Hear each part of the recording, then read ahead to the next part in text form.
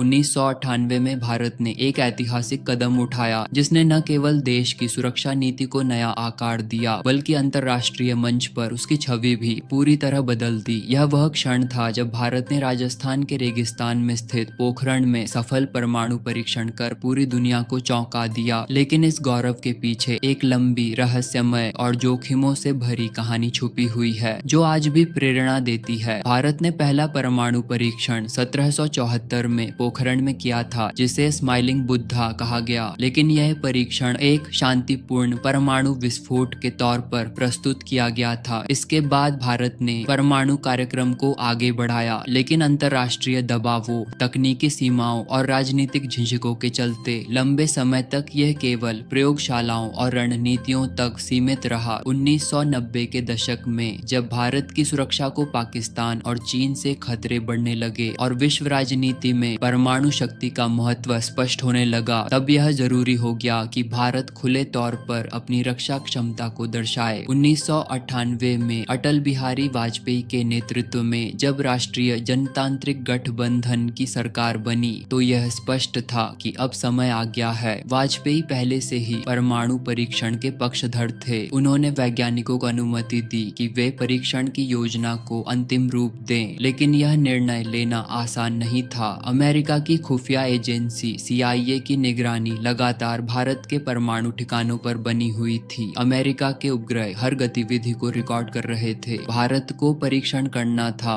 वह भी बिना किसी को भनक लगे। अगर दुनिया को भनक लग जाती तो दबाव, प्रतिबंध और राजनयिक टकराव से परीक्षण रुक सकते थे। सबसे बड़ी चुनौती थी गोपनीयता। DRDO और BARC के वैज्ञानिकों को पोखरण पहुंचाना, परीक्षण स्थल तैयार करना, उपकरण स्थापित करना और वह सब कुछ एकदम चुपचाप करना, यह किसी चमत्कार से कम नहीं था। सभी वैज्ञानिकों को छद्म नामों से बुलाया गया। BARC के महान वैज्ञानिक डॉ APJ अब्दुल कलाम डॉ राजा गोपाल चिदम्बरम और डॉक्टर अनिल काकोडकर जैसे विशेषज्ञों को भी सैनिक वेश में भेजा गया ताकि पहचान न हो सके। रात के अंधेरे में खुदाई की गई, उपकरणों को दिन में ढंक कर रखा जाता था ताकि अमेरिकी उपग्रह उन्हें न देख सके। परीक्षण स्थल पर काम करने वाले सैनिकों और इंजीनियरों को भी छोटी छोटी टुकड़ियों में भेजा गया। मौसम, हवा की दिशा, धूल का उठना, सबका ध्यान रखा गया ताकि कोई संकेत बाहर न जाए। 11 मई की सुबह भारत ने पहला धमाका किया। 3 परमाणु बम सफलतापूर्वक विस्फोटित किए गए। राजस्थान के रेगिस्तान में गड़गड़ाहट की आवाज और धरती का हिलना इस बात का संकेत था कि भारत अब एक परमाणु शक्ति संपन्न राष्ट्र बन चुका है। इसके बाद 13 मई को 2 और परीक्षण किए गए। कुल मिलाकर 5 परीक्षण सफल रहे। इन परीक्षणों को ऑपरेशन का नाम दिया गया, ऑपरेशन शक्ति। जैसे ही परीक्षण की खबर बाहर आई, पूरी दुनिया चौंक गई। अमेरिका, जापान, कनाडा और यूरोपीय देशों ने भारत पर कड़े प्रतिबंध लगाए, लेकिन भारत डटा रहा। देशवासियों में गर्व की लहर दौड़ गई। प्रधानमंत्री अटल बिहारी वाजपेयी ने ऐलान किया,